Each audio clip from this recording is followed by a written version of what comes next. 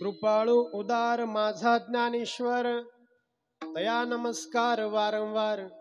न पाहे याती कुळाचा विचार, भक्त करुणाकर ज्ञानाबाई. बलतिया भावे शरण जाता भेटी, पाडितसे तुटी जन्मव्याधी. न पाहे याती कुळाचा विचार, भक्त करुणाकर ज्ञानाबाई. ज्ञानाबाई माझी अनाथाची माय, एका जनार्दनी पाय वंदितसे.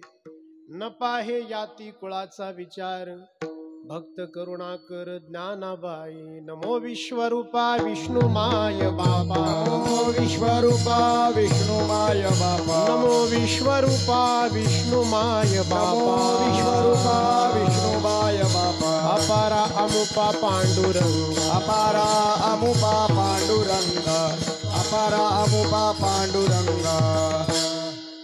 करारविंदेन पदारविंदम मुखारविंदे विनिवेशयन्तम्, वटस्य पत्रस्य पुटे शयानं बालं मुकुन्दं मनसा स्मरामि. गृहे गृहे गोपवधू कदम्बा, सर्वे मिलित्वा समवाप्ययोगम्. पुण्यानि नामानि पठन्ति नित्यं, गोविन्द दामोदर माधवेति. लोकाभिरामं रणरङ्गधीरं राजीवनेत्रं रघुवंशनाथं, कारुण्यरूपं करुणाकरन्तं श्रीरामचन्द्रं शरणं प्रपदे. मनोजवं मारुततुल्यवेगं, जितेन्द्रियं बुद्धिमतां वरिष्ठं, वातात्मजं वानरयूथमुख्यं श्रीरामदूतं शरणं प्रपदे. श्रीरामदूतं शरणं प्रपदे. निवृत्तीनाथांचे चरण, निवृत्तीनाथाचे चरणी, निवृत्तीनाथांचे चरण, निवृत्तीनाथाचे चरणी. शरण एका जनार्दनी शरण, एका जनार्दनी शरण एका जनार्दनी, शरण एका जनार्दनी, शरण एका जनार्दनी, शरण एका जनार्दनी. निवृत्तीनाथाचे चरणी, निवृत्तीनाथाचे चरणी, निवृत्तीनाथाचे चरणी, निवृत्तीनाथाचे चरणी. शरण एका जनार्दनी, शरण एका जनार्दनी, शरण एका जनार्दनी, शरण एका जनार्दनी, शरण एका जनार्दनी, शरण एका जनार्दनी. कृपाळुदार माझा ज्ञानेश्वर, तया नमस्कार वारंवार. न पाहे याती कुळाचा विचार, भक्त करुणाकर ज्ञानाबाई. विठाल विठाल विठाल.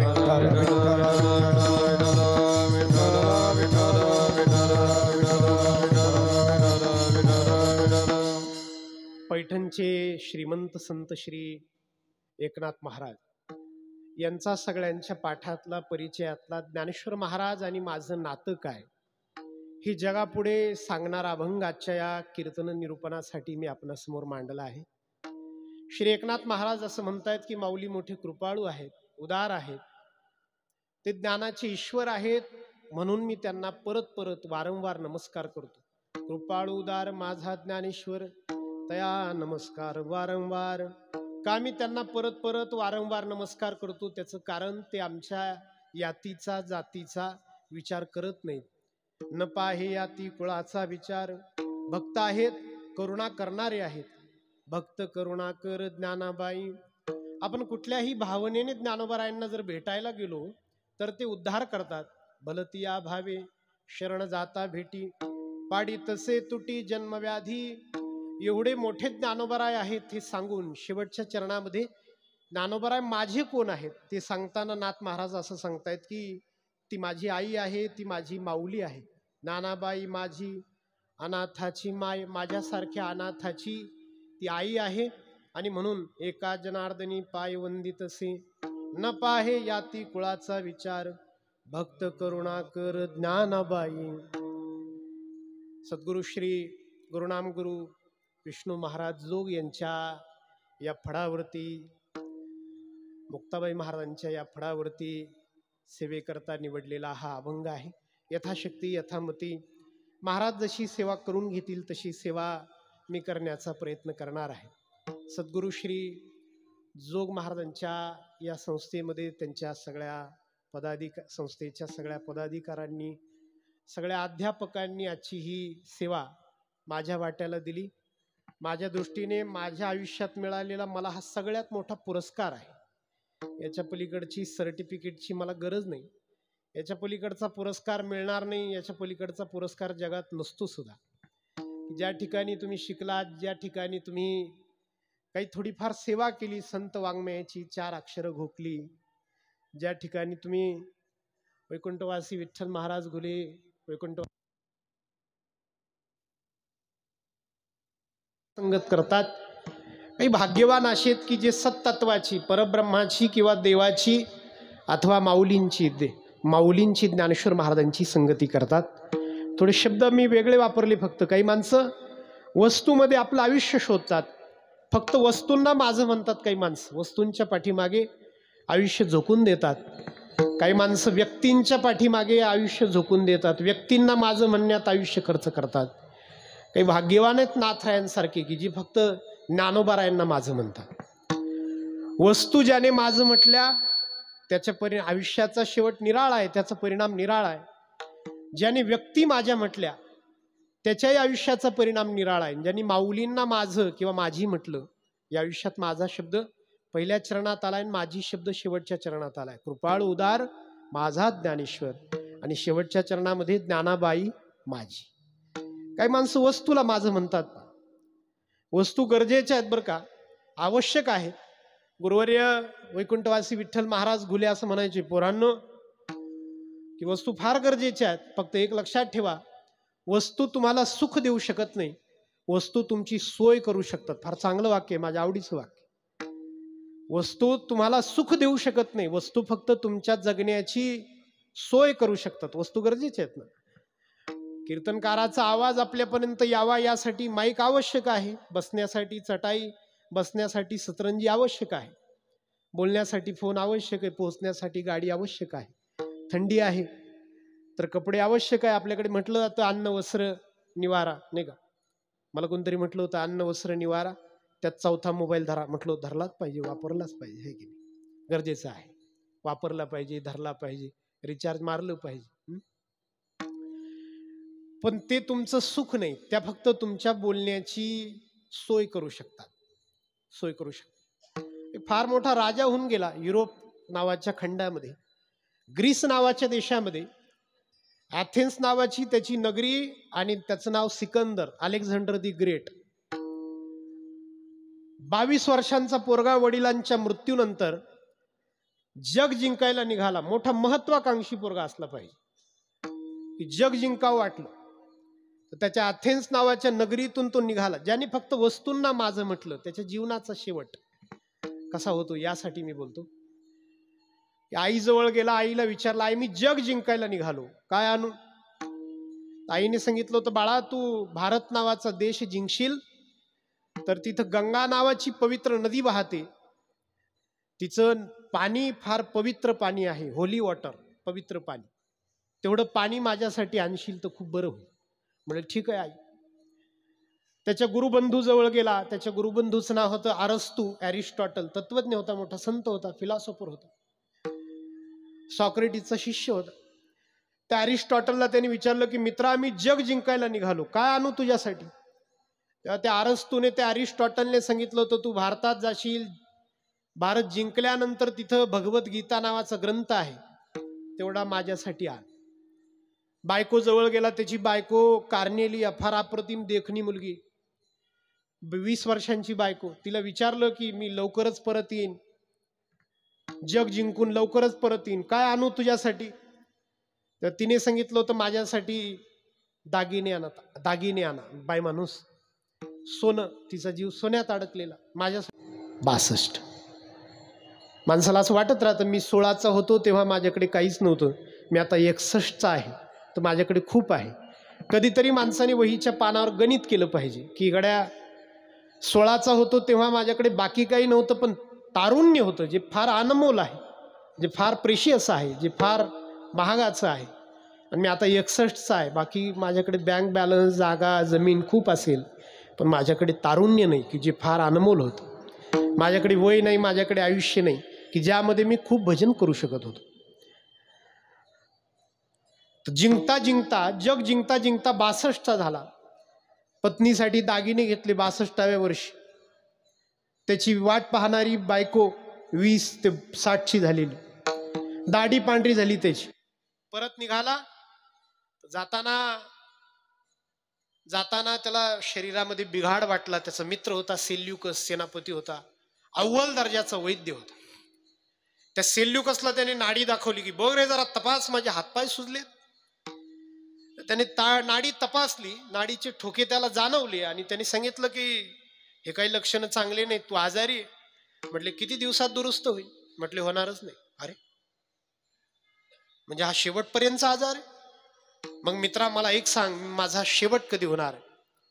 त्याने खाली पाहिलं, सांगितलं वैद्यकशास्त्रात असं सांगायचं नसतं, पेशंटला मरण सांगायचं नसतं, सांगितलं तर तो तिथपर्यंत जात नाही, आधीच जातो.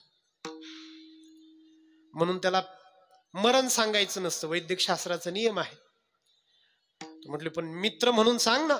नाही वैद्य म्हणून तर माझा जीवलग आहेस तू, माझा सेनापती आहेस, सांग मी कधी जाणार. म्हटले मित्र म्हणून सांगतो, तू परवा मरणार आहेस. आम्ही वारीत होतो बरं का. वारीत एक 80 वर्षाचा म्हातारा रिचार्ज मारत होता. तर त्या रिचार्ज मोबाईलला तर त्या दुकानदाराने विचारलं होतं किती दिवसांचं रिचार्ज मारू होतं. त्या म्हाताऱ्याने सांगितलं होतं 3 महिन्याचं. म्हटलं काय कॉन्फिडन्स आहे का जगण्याचं? म्हणतात बा उम्मीद से दुनिया कायम आहे, नाही का? जगण्याची काय दुर्दम्य इच्छा आहे माणसाला, स्वतःवर कसला प्रचंड विश्वास आहे. कबीर महाराजांचे एक अभंग आहे, मत करना अभिमान रे बंदे, मत करना अभिमान, तेरे जैसे लाखों आए, लाखों इस मिट्टी ने खाए, मत करना अभिमान रे बंदे, मत करना अभिमान. वाक्य वाचलं महाराज परवा दिवशी कुठेतरी, कभी अपने आप पे बहुत गुरूर आए, अहंकार जर कधी आपल्याला खूप आला, कभी अपने आप पे बहुत गुरूर आए तो थोड़ा मिट्टी से पूछना सिकंदर आजकल कहाँ है. थोडं मातीशी थोडं बोलायला पाहिजे की सिकंदर कुठे, नेपोलियन कुठे, मुसोलिनी कुठे, नाही का? अर्ध जग जिंकलेल्यांची यादी ही सगळी. हिटलर, मुसोलिनी, अजून काय सिकंदर, कुठे आहेत हे सगळे? ती माती सांगेल गाडून टाकले, ठेवले सुद्धा नाही, अजिबात नामो निशान नाही ठेवले. विठ्ठला विठ्ठला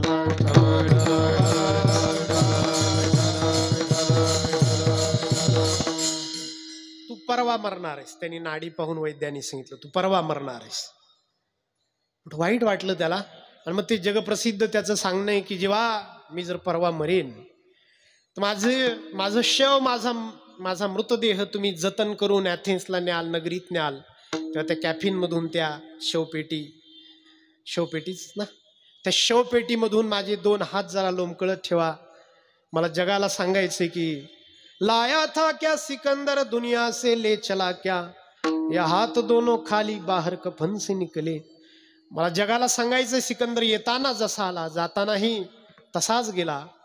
ज्याने ज्याने फक्त वस्तूंना माझं म्हटलं त्याच्या जीवनाचा हा शेवट असणार आहे. तू कुणी असो, तो सिकंदर असो नाही तर तू मी असो, त्याचा शेवट असो ज्याने फक्त वस्तूंना माझं म्हटलं. म्हणून संत सावधान करतात, त्यांच्या मनाला ते सावधान करतात. खरं ते सावधान करणं इतरांसाठी आहे की वस्तूत गुंतू नका. नको नको मना गुंतू माया जाणी, नको नको मना गुंतू माया जाणी, नको मना गुंतू माया जाणी, नको नको मना गुंतू माया जाणी. काळ आला जवळी ग्रासावया, काळाला जवळी ग्रासावया, काळाला जवळी ग्रासावया, काळाला जवळी ग्रासावया. काळाची उडी पडेल बाजेवा, काळाची उडी पडेल बाजेवा, काळाची उडी पडेल बाजेवा, काळाची उडी पडेल बाजेवा, जवळी ग्रासावया, काळ आला जवळी ग्रासावया, काळ आला जवळी ग्रासावया, काळ आला जवळी ग्रासावया, काळाची उडी पडेल बाजेवा, काळाची उडी पडेल बाजेवा, काळाची उडी पडेल बाजेवा, काळाची उडी पडेल बाजेवा. वस्तू ज्यांनी माझं म्हटलं, मी का 15 वर्ष आमदार असलेल्या, माझी ऊर्जा राज्यमंत्री असलेल्या माणसाच्या भेटीला त्याच्या आयुष्याच्या शेवटच्या काळात गेलो होतो. आमचे नातेवाईक होते. वडील म्हटले, माझे वडील संस्थेचे कीर्तनकार आहेत. 1973 साली सुटलेले आदरणीय श्री सुदाम महाराज काळे, मारुतीबा इर्ले महाराजांचे मित्र समकालीन, या संस्थेचे विद्यार्थी आहेत माझे वडील. मला म्हटले की ते आमदार आपले नातेवाईक आहेत, तर जा त्यांना भेटून ये. तुम्ही गेलो, माझी ऊर्जा राज्यमंत्री, 15 वर्ष आमदार, तुम्ही भेटायला गेलो. मला पाहिलं त्यांनी, माझा हात धरला आणि डोळ्यातून घळघळ घळघळ अश्रू वाहू लागले. कोणीतरी जेवण तयार करून ठेवलं होतं त्या सोफ्याच्या खाली, मी त्यांना जीव घातला. 15 वर्ष आमदार आणि डोळ्यात केवळ शेवटी अश्रू. मी एक वाक्य तयार केलंय त्या प्रसंगानंतर. मी असं मनाला समजवत असतो की प्रसिद्ध माणसं, नेते, अभिनेते यांची भेट तू स्टेजवर घेऊ नकोस, हॉस्पिटलच्या बेडवर घे. स्टेजवर नाही भेटायचं त्यांना, हॉस्पिटलच्या बेडवर. म्हणजे कळेल की फक्त वस्तू जमवणाऱ्या माणसाचा शेवट कसा होत असतो. काही काही माणसं व्यक्तींना माझं म्हणतात, जरा पुढची पायरी आहे, चांगली गोष्ट आहे. जीवाची संगत, जडाची संगत दुसरी, जीवाची संगत. व्यक्ती, काय माणसं म्हणतात ना, मी काय पैसा कमावला नाही गड्या, पण काय माणसं कमावली. मी काय पैसा कमावला नाही, माणसं चांगली गोष्ट आहे. पैशापेक्षा माणसं मूल्यवान आहे की नाही. माणसं सांभाळली पाहिजे. काही माणसं आपल्या आयुष्यात असतात, कायम आपल्याला सांभाळतात, आपल्यासाठी खर्च करतात.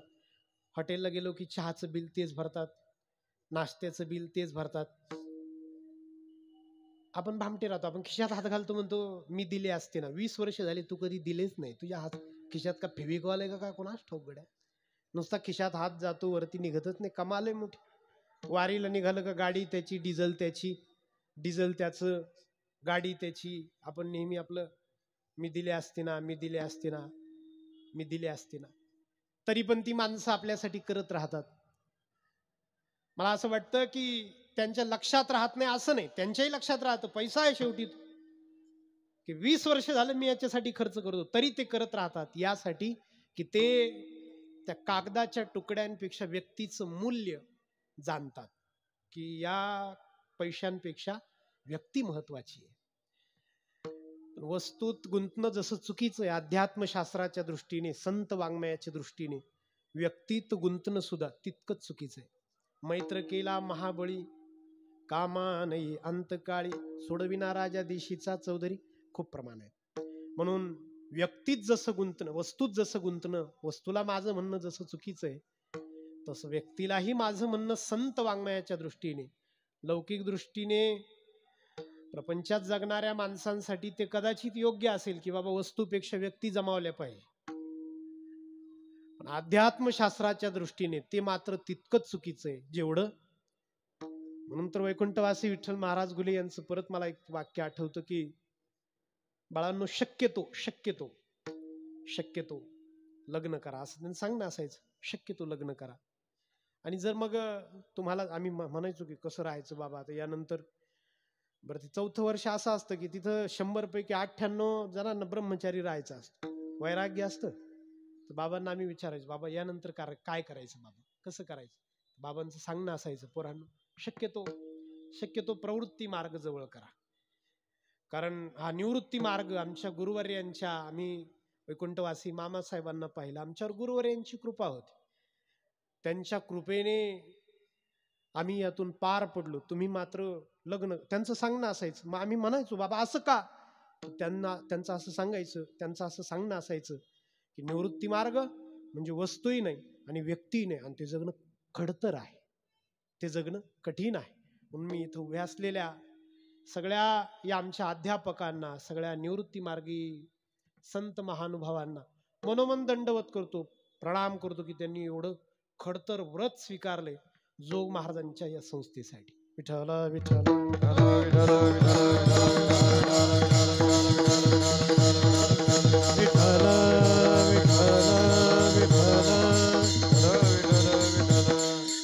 काही भाग्यवान एकनाथ महाराजांसारखी मात्र आहेत की ज्यांनी वस्तूला नाही माझं म्हटलं. त्यांच्याकडे वस्तू फार आहेत, फार श्रीमंत आहेत एकनाथ महाराज. त्यांच्याकडे व्यक्ती पण फार आहेत. प्रपंचाच्या दृष्टीने काही उन नाही. मुली आहेत गंगा गोदावरी, मुलगा आहे हरी, पत्नी आहे गिरिजा, पैठणमध्ये मान आहे, सन्मान आहे, पैसा आहे. सगळं असताना सुद्धा त्यांनी वस्तूला जसं माझं नाही म्हटलं, जसं व्यक्तींना माझं नाही म्हटलं, त्यांनी माझं म्हटलं या अभंगाच्या पहिल्या चरणातून केवळ आणि केवळ ज्ञानोबारायांना. कृपाळो दार माझा ज्ञानेश्वर, कृपाळो दार माझा ज्ञानेश्वर, कृपाळो दार माझा ज्ञानेश्वर, कृपाळो दार माझा ज्ञानेश्वर, कृपाळो दार माझा ज्ञानेश्वर, कृपाळो दार माझा ज्ञानेश्वर, कृपाळो दार माझा ज्ञानेश्वर, कृपाळो दार माझा ज्ञानेश्वर. तया नमस्कार वारंवार, तया नमस्कार वारंवार, न पाहे हाती कोणाचा विचार, न पाहे हाती कोणाचा विचार.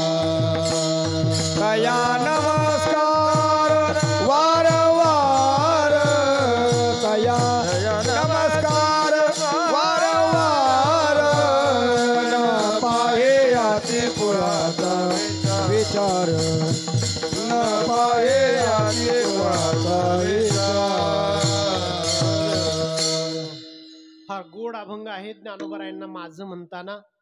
ज्ञानोबारायांचा परिचय देताना नाथरायांनी विस्ताराने परिचय दिला. पहिल्या चरणामध्ये त्यांच्या स्वभावाचा परिचय आहे. त्यांचा स्वभाव आहे कृपाळू उदार माझा ज्ञानेश्वर, तया नमस्कार वारंवार. दुसऱ्या चरणामध्ये त्यांचा समभाव आहे, त्यांचं सारखं पाहणं आहे, न पाहे याती कुळाचा विचार, हा त्यांचा समभाव आहे. तिसऱ्या चरणामध्ये त्यांचा स्वरूप भाव आहे, बलतिया भावे शरण जाता भेटी, पाडी तसे तुटी जन्मव्याध्यान. शेवटच्या चरणामध्ये त्यांचा स्नेहभाव आहे की ज्ञानाबाई माझी प्रेमभाव स्नेहभाव. चौथ्या चरणामध्ये स्नेहभाव, तिसऱ्या चरणामध्ये स्वरूप भाव, दुसऱ्या चरणामध्ये न पाहे समभाव, आणि पहिल्या चरणामध्ये माऊलींचा स्वभाव. विठ्ठल विठ्ठल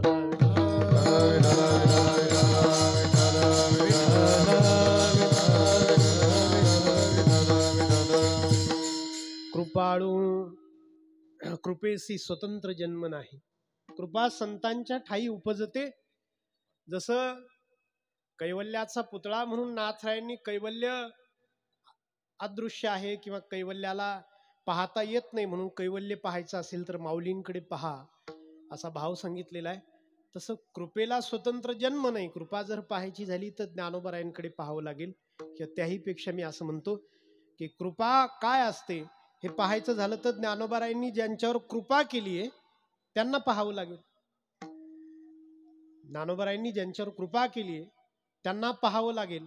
म्हणजे कृपा काय असते, ज्ञानोबराय कृपाळू का आहेत हे आपल्याला कळण्यासारखं आहे. ज्ञानोबारायांनी जन्मवंचितावर कृपा केली आहे, ज्ञानोबारायांनी कर्मवंचितावर कृपा केली आहे, ज्ञानोबारायांनी भाषावंचितावर कृपा केली आहे. 12व्या शतकाचा काळ, पांडुरंगाची भक्ती कीर्तन भजन पांडुरंगाच्या देवळात रावळात व्हायची. स्वाभाविक आहे, देवाची कीर्तन मंदिरातच होणार आणि ज्ञानोबा जेव्हा मंदिरात निघाले तेव्हा 4 जणांना बाहेर बसलेलं पाहिलं, मंदिराच्या बाहेर. संत श्रेष्ठ जनाबाई महाराज, संत श्रेष्ठ चोखा महाराज, कान्होपात्रा महाराज, कबीर महाराज. समाजाने चौघांना बाहेर ठेवलं होतं, मंदिरात येण्याची परवानगी दिली नव्हती.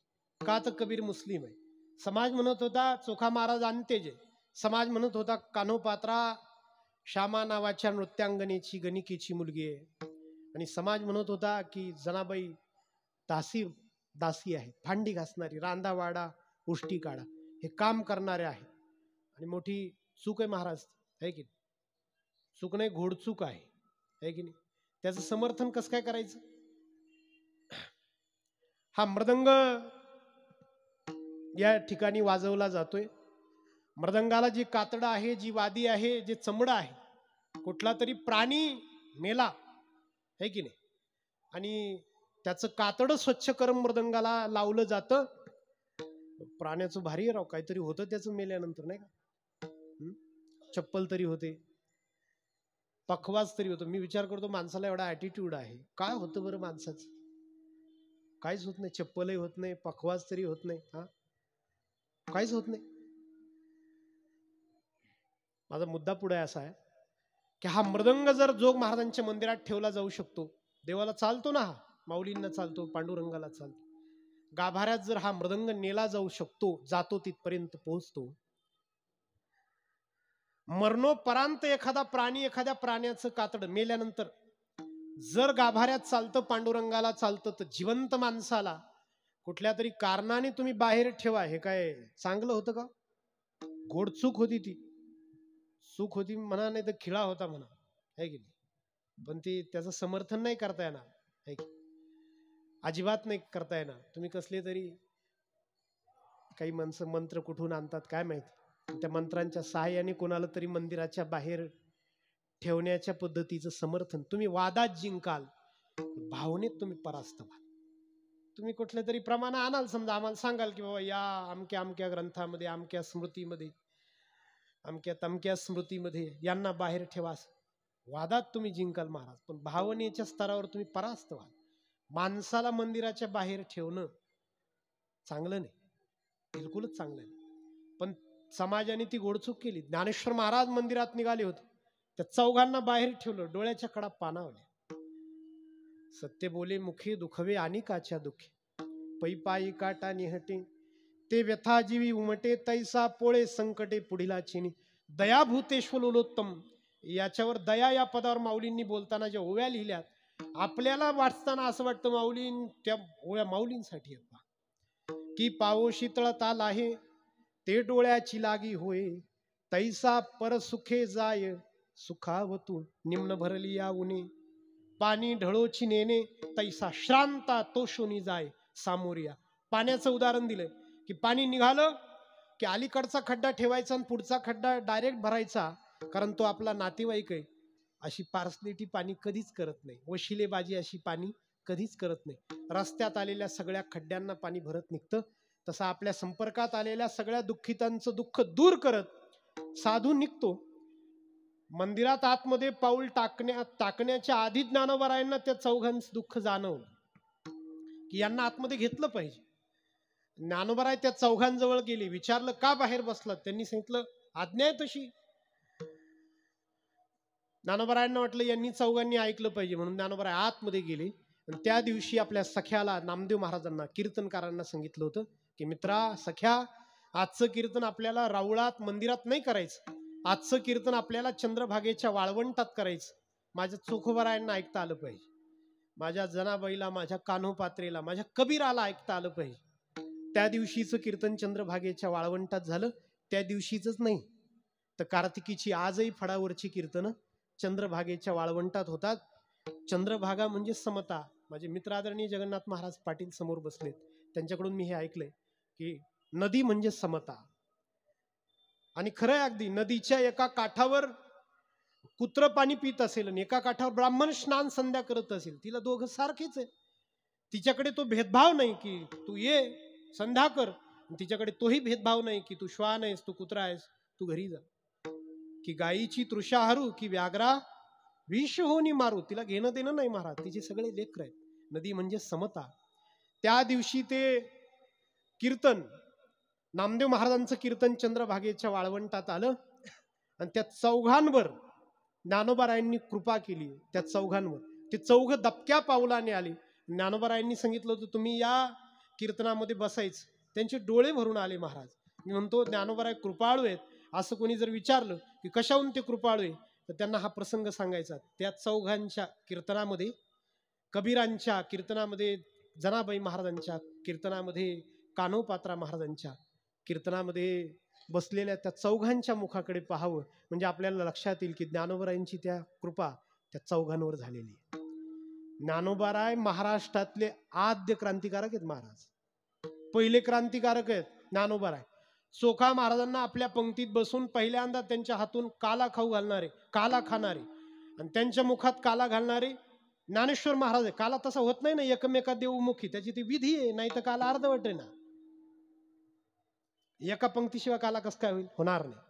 आणि मग काला चोखा महाराजांना असं बरोबर बसवून त्यांच्या मुखात एकमेका देवमुखी, त्यांच्या मुखात काला भरून त्यांच्या हातचा काला खाऊन काला करणारे ज्ञानोबाराय ज्ञानेश्वर महाराज महाराष्ट्रातले पहिले आद्य सामाजिक क्रांतिकारक आहे. काल निकाल लागले, चांगले निकाल लागले. निकालच लागला काहींचा, व्हेरी गुड, फार चांगलं झालं. त्यात कीर्तनकारांचा फार मोठा वाटा आहे. हा, आणि हे सगळ्यांनी आठवणीत ठेवावं, विशेषतः जे सत्तेवर आले त्यांनी आठवणीत ठेवलं पाहिजे. आहे की नाही? आहे की? विठ्ठल विठ्ठल विठ्ठल विठ्ठल विठ्ठल विठ्ठल विठ्ठल विठ्ठल विठ्ठल विठ्ठल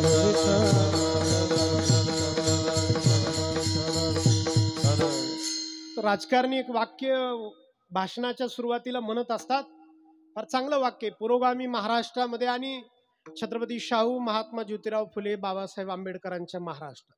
परफेक्ट वाक्य एकदम, फार चांगलं वाक्य. महात्मा ज्योतिराव फुले, फार चांगलं काम आहे. बाबासाहेब आंबेडकर डोंगरा एवढे, छत्रपती शाहू महाराज फार आकाशा एवढं कार्य. फक्त माझं इतकंच सांगणं आहे राजकारण्यांना, भाषण करणाऱ्यांना, की त्या यादीच्या सुरुवातीला ज्ञानोबारायांचं नाव घेत जा, नाही तर यादी अर्धवट आहे. नाही काय अर्थच नाही. ते मुळात त्यांनाच आवडणार नाही. ते त्या तिघांना नाही आवडणार की आपलं नाव घेतलं जाते ना आद्य क्रांतिकारकाचं, सामाजिक पहिली ज्याने क्रांती केली त्या महात्म्याचं नाव विसरलं जाते. सोयीस्करपणे ज्ञानोबारायांचं नाव गाळलं आणि मग बाकीच्यांची नाव, ते बाकीच्यांना आवडणार नाही ना. मी कधी कधी असा विचार करतो प्रशांत महाराज, की म्हटलं जातं ना शाहू फुले आंबेडकरांचा महाराष्ट्र. तुम्ही कुठल्याही सामाजिक क्रांतीचं मूळ घ्या, महाराष्ट्रात सापडेल. अस्पृश्यता निवारण विठ्ठल रामजी शिंदे, कुठले, पुण्याचे. ते काय ते विधवा पुनर्विवाह, चूक बरोबर नंतर सोडून द्या, नंतरचा विषय. विधवा पुनर्विवाह कुठले, ते महाराष्ट्रात. प्रत्येक सामाजिक क्रांतीचा जनक महाराष्ट्राचा आहे. हा काय योगायोग आहे का? नाही नाही, महाराष्ट्र पुरोगामी आहे म्हणजे महाराष्ट्र छत्रपती शाहू फुले आंबेडकरांचा आहे. कारण महाराष्ट्र ज्ञानोबाराय तुकाराम महाराजांचा आहे. म्हणजे माऊली आणि तुकाराम महाराजांनी पेरलेलं आहे, मग यांच्या रूपाने उगवलंय. ते तो काय लकी ड्रॉ आहे काय? असं काय सांगतो जोग महाराजांच्या, तो काय लकी ड्रॉ आहे का महाराज? की सगळ्या सामाजिक क्रांतिकारकांनी महाराष्ट्रात जन्माला यावं, निवळ योगायोग नाही. तो निवळ योगायोग नाही. ज्ञानोबारायांनी पेरलंय महाराज, ज्ञानोबारायांनी पेरलंय. श्रीयो वैश्यास तथा शूद्रास, त्या श्लोकाखाली माऊलींनी जे सांगितलंय आणि त्याच्यामुळे महाराष्ट्रात नंतर हे सगळं उगवलंय. ज्ञानोबाराय क्रांतिकारक आहेत. मी कृपाळू या पदासाठी बोलतो की ज्ञानोबारायांची कृपा कशी आहे. तर कृपेची कृपा शब्दाची फोड करण्यापेक्षा, तिचं व्याकरण पाहण्यापेक्षा, ज्यांच्यावर कृपा झाली त्यांच्याकडे पाहावं म्हणजे लक्षात येईल. ओम नमो ज्ञानेश्वरा, ओम नमो ज्ञानेश्वरा, ओम नमो ज्ञानेश्वरा, ओम नमो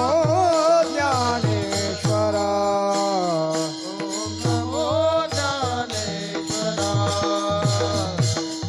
ओम